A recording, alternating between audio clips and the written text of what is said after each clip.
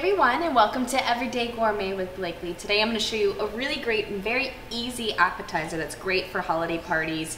You can make them in advance, put them to the side, bake them off for 10 minutes, and they're done.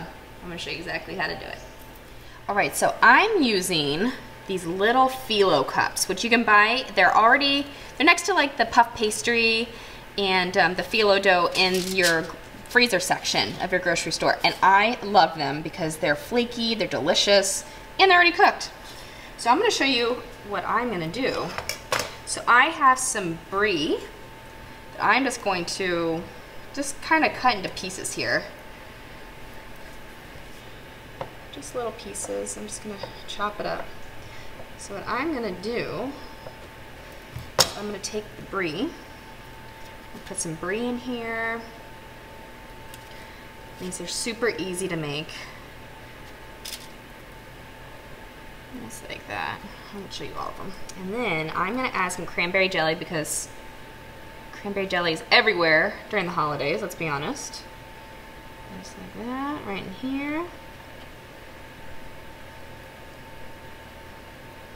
And I have my oven preheated at 350 degrees. And then I have some fresh thyme. I'm just going to use the leaves, just a little bit of the thyme leaves right in here. And then I have some pistachios that are already shelled. I'm just going to give a quick little chop to. An unexpected little bite. A little crunch in there. And I have some orange. I'm just going to put a little bit of the zest on each one, just a little bit. Alright, so I'm going to finish these and put them into my oven, 350 for about 10 minutes, just until it's bubbling. And that's it. So these are done.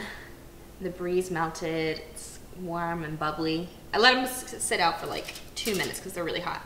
So there you have my very delicious mini Brie and cranberry bites. Perfect for the holiday season because they're so easy to make and they're delicious. There you have it.